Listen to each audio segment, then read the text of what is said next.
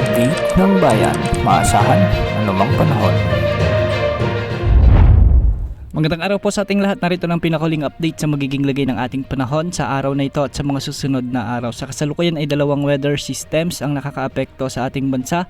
Una rito ang shear line at northeast monsoon, samantalang may pag-iral muli ng easterlies sa iba pang bahagi ng ating bansa. Unahin natin ang shear line na kung saan magdadala ng maulap na kalangitan at kalat-kalat na pagulan at pagkidlat pagkulog sa bahagi ng Bicol Region, sa may Eastern Visayas, Quezon, Oriental, Mindoro, Marinduque, Romblon, Aklan at Capiz. Dulot pa rin ito ng shear line. Ito yung banggaan ng malamig at mainit na hangin.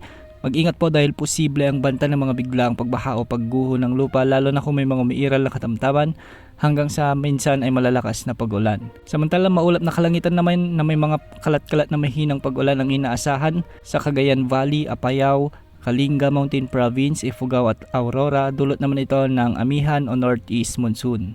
Dahil pa rin sa amihan o northeast monsoon, magiging bagyang maulap hanggang sa maulap din ang mga kalangitan na may mga isolated light rains o kalat-kalat na may hinang pagulan sa Metro Manila, Ilocos Region, nalalabing bahagi ng Cordillera Administrative Region, Central Luzon at Calabarzon. Samantalang sa nalalabing bahagi ng ating bansa, mainit na easterlies naman ang inaasahan makakaapekto dito, kaya magdadala ito ng bahagyang maulap hanggang sa maulap na kalangitan.